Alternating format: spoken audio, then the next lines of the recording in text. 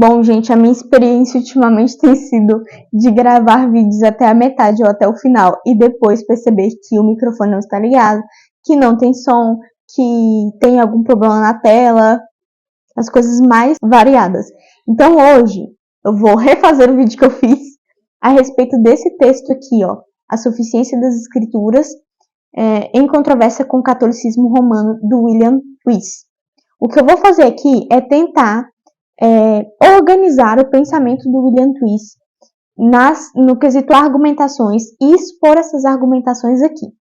Bom, vamos começar com quem é o William Twiss, né? Ele foi um teólogo puritano que na época foi muito conhecido pela sua intelectualidade e que rebateu aqui um texto de autoria desconhecida. Então, inicialmente, no princípio dessa edição, que é da editora Genebra, uma editora pequena, mas que publica muitos bons textos do período da Reforma. Então é muito interessante, são textos assim mais clássicos da Reforma Protestante e que não tem em outros lugares, outras editoras não publicaram e a gente não encontra com facilidade, né? Então o texto que será rebatido é uma questão perplexa ou um caso duvidoso de consciência de um certo pregador do Evangelho. Esse é o texto que está no início dessa edição e a gente vai lê-lo primeiro. Esse texto é de autoria desconhecida, então nós não sabemos se o autor é católico romano, se ele era anglicano, se ele era puritano. Não dá para saber, apesar de nós entendermos por meio do conteúdo do texto que não dá muito bem para ele ser um protestante assim calcado na ideia de sola escritura, porque ele questiona durante todo o texto a infabilidade, a suficiência das escrituras para amparar, nortear a nossa prática de fé. E o que o William Twiss vai fazer aqui ele vai tirar excerto por excerto, ele vai separar parte por parte do texto de autoria desconhecida e vai fazer com que nós discutamos sobre cada uma das partes e vai argumentar contra essas partes. Apesar da argumentação do William Twiss ser muito boa, ainda assim eu achei um texto confuso, porque apesar de ele tentar verdadeiramente organizar o pensamento dele, ainda assim a gente vê que é um pensamento um pouco cheio de informações e não tão ordenadas. Então o que eu vou fazer aqui é analisar essas argumentações com base nas minhas anotações. Sempre que eu me deparo com um texto confuso, eu anoto e parece que as coisas vão ficando muito límpidas na minha mente, sabe? É muito interessante a gente, quando a gente está lendo passivamente, ficam aquelas ideias soltas. Quando a gente passa a escrever sobre as ideias, a gente consegue ter uma linha de raciocínio. Então, o que eu vou fazer aqui é expor a argumentação do William Twiss a respeito da suficiência das escrituras. Bom, ele começa questionando essa grande preocupação dos tempos dele, né, do tempo dele, e que cresce ainda hoje, né, ainda existe na internet muito dessa preocupação, a respeito da suficiência das escrituras. Então, o que ele vai dizer é, bom, desde os pais da igreja até o século XV, nós nunca tivemos esse tipo de preocupação, se as escrituras eram suficientes ou não, se nós embasaríamos a nossa fé nas escrituras ou em outro lugar. Nunca houve esse tipo de questionamento. Esse questionamento era bem recente, da época do Twiss. E para embasar essa ideia, ele escreve o seguinte, lá na página 58. Os antigos pais, os pais da igreja, né, do período da patrística, pediam que soluções das controvérsias fossem buscadas na palavra de Deus. E Constantino, no concílio de Nicéia, exortou todos os bispos reunidos a procederem assim. Tanto Crisóstomo quanto Agostinho professaram que todas as coisas necessárias para a salvação estavam claramente expostas nas Escrituras. É muito interessante porque ele também argumenta com relação a essa questão da palavra de Deus. Então ele fala, bom, o texto de origem, né, o texto que está sendo rebatido, ele sempre fala sobre a insuficiência das Escrituras, mas comparado ao quê? O autor não dá uma outra opção para que nós comparemos a suficiência das escrituras, a seguridade das escrituras com a seguridade de outra coisa. Não existe isso dentro do texto que está sendo rebatido aqui.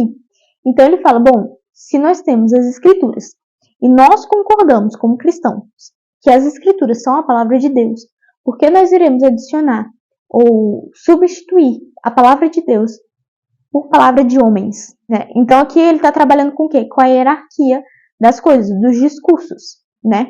Bom, e aí ele vai rebater, eu acho que a questão principal dos tempos de hoje, do tempo dele, e que a gente vê muito na internet as pessoas comentando a respeito dessa questão, que é, bom, se nós vamos nos amparar apenas nas escrituras, haverá as mais diversas interpretações dessas escrituras e nós não teremos nenhum tipo de seguridade.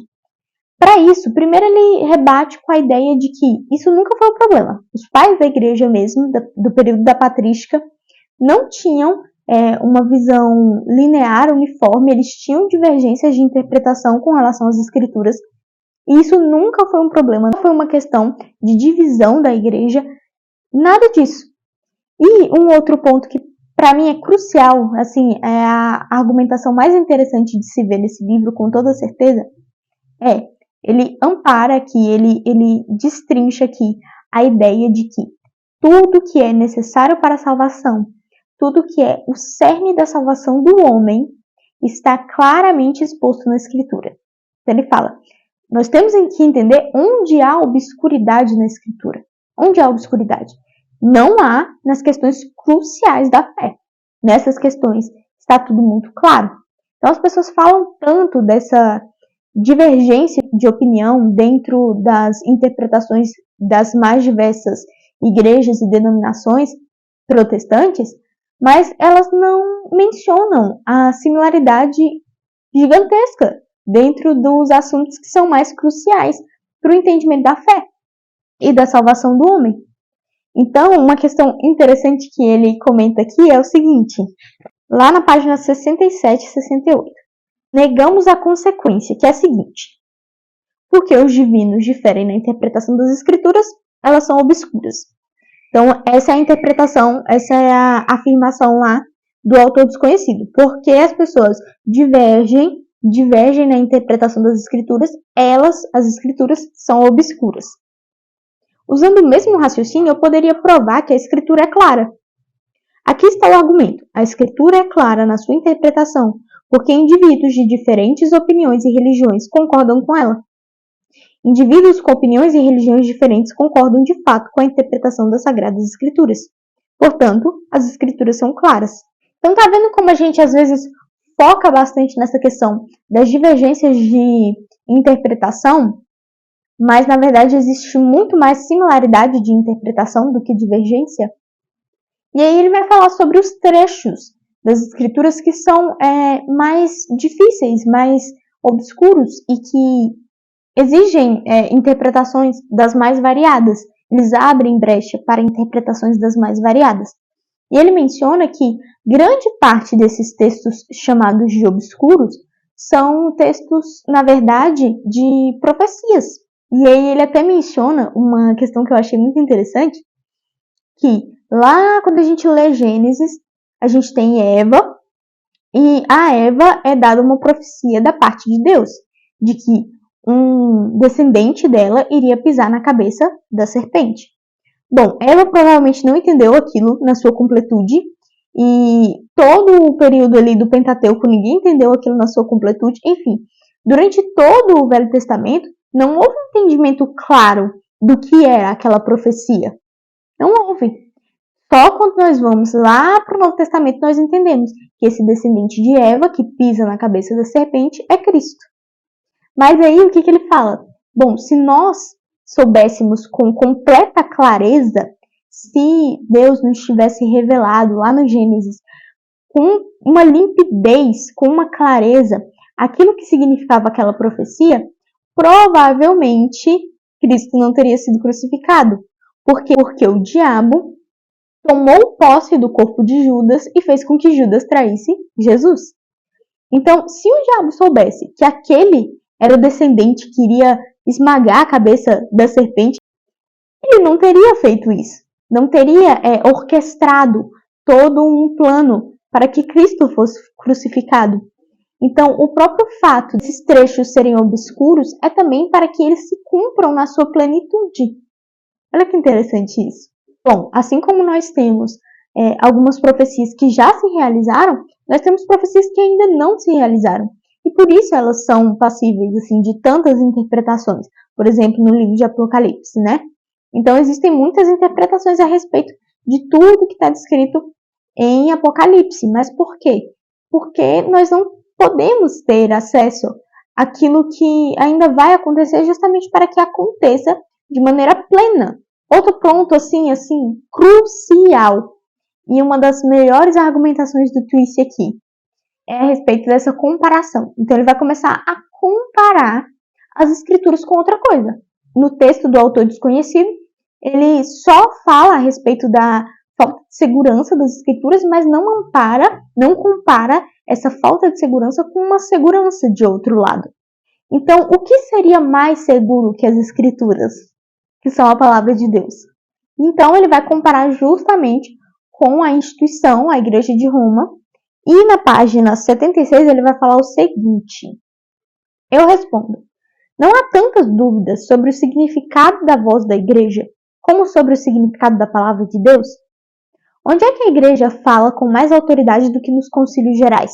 Ele está falando, nos concílios gerais, a Igreja fala com maior autoridade. Ok. Contudo, os concílios gerais podem errar, como observou Agostinho. Concílios anteriores foram corrigidos por concílios posteriores em alguns assuntos. Então, ele está falando justamente sobre essa questão da seguridade. O que é mais seguro?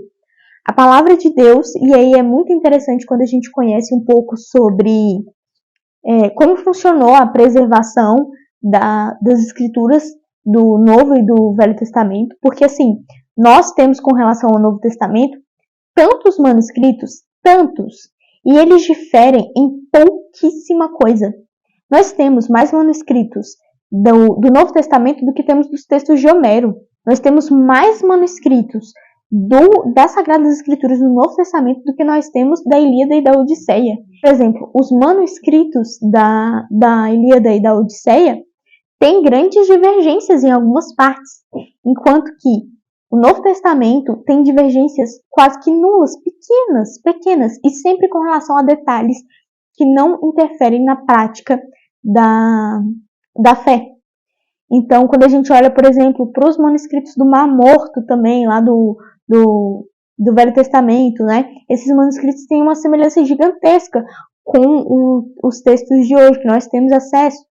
É muito interessante nós vermos o quanto que as escrituras traçaram um caminho completamente diferente de outros textos antigos.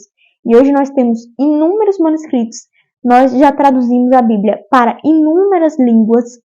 E ainda assim, nós temos uma similitude gigantesca entre esses textos.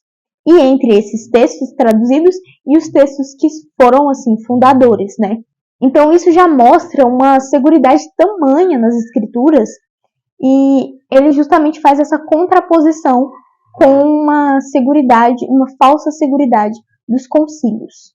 Para amparar a ideia de que nós temos seguridade nas escrituras e clareza nessas partes que tem a ver com a salvação do homem, com os princípios do cristianismo, ele vai falar o seguinte na página 106. Até agora, a clareza da escritura tem sido colocada contra uma infabilidade de interpretação. Desde o tempo dos apóstolos, a verdadeira Igreja de Cristo não reivindica uma autoridade infalível na interpretação das escrituras. Basta que nas questões essenciais da salvação, o Senhor nos assegure pelo seu Espírito que não estamos enganados. Isso é suficiente para o estado de graça. Quanto à infabilidade, contentemo-nos em reservá-la para o estado de glória. Bom, para finalizar, ainda existe assim, muita informação e muita argumentação interessantíssima dentro desse livro. Eu não expus assim 50% das argumentações que ele coloca aqui. Mas para finalizar com aquilo que eu acho que é mais essencial, ele vai falar um pouco a respeito da intelectualidade.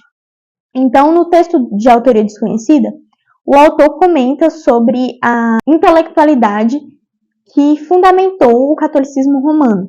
Então, ele vai falar que a Igreja de Roma é dotada de muitos doutores que eram muito inteligentes, que eram grandes intelectuais, e o Twist vai rebater essa questão de uma maneira muito interessante, que me fez lembrar um pouco um livro que eu li no ano passado, que é esse aqui, ó.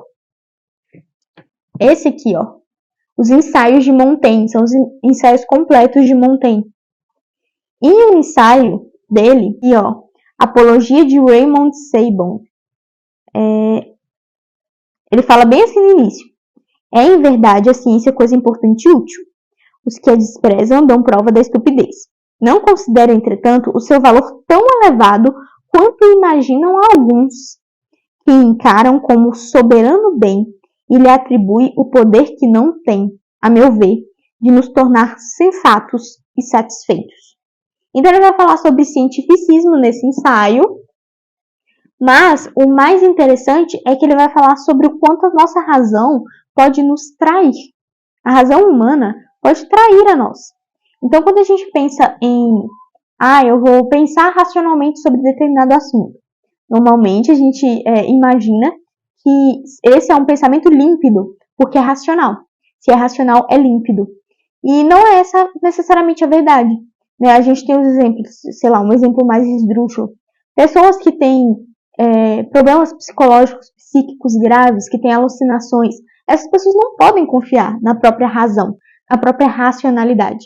Porque tá ali, de frente, ela tá vendo, sei lá, uma pessoa ali na frente dela, mas essa pessoa não está ali. Mas ela está vendo. Então, a nossa racionalidade, ela não é super poderosa. Ela não tem a capacidade de nos mostrar tudo de maneira límpida. Na verdade, ela pode nos enganar às vezes. E é isso que o Twist vai falar aqui na argumentação dele a respeito dessa questão da intelectualidade do catolicismo romano. Então, ele vai falar o seguinte sobre São Tomás de Aquino, lá na página 88. Todavia, a sua sagacidade serviu os interesses da igreja da época, mesmo quando se tratava de manter a idolatria.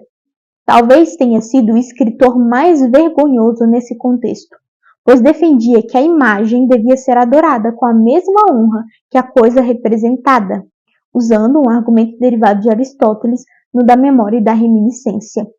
Então, o próprio São Tomás de Aquino, os doutores da igreja, uma das grandes figuras aí do cristianismo, de intelectualidade ímpar, dizia isso. Ele fez uso de uma lógica aristotélica para afirmar que as imagens deveriam ser adoradas com a mesma honra que a coisa representada. E quais são as consequências disso até os dias de hoje, né? Desse tipo de pensamento que fundamentou a Igreja de Roma. Bom, para finalizar, o Twist coloca lá na página 118, lembrando que eu não esgotei nem um pouco esse livro aqui, tá? Nem um pouco. Lá na página 118 ele coloca o seguinte: se nos afastarmos da palavra de Deus, teremos de confiar na palavra do homem ou na razão natural. Eu espero que esse seja o tipo de resenha de um livro não tão conhecido, que não tem tanta resenha, não tem tanta análise aqui no YouTube, que foi publicado recentemente aqui no Brasil, que venha fazer com que alguém aí do outro lado tenha interesse em comprar e ler. Como eu disse, há muito mais argumentação de qualidade dentro desse livro. É isso, nos vemos semana que vem, se Deus quiser. Tchau, tchau!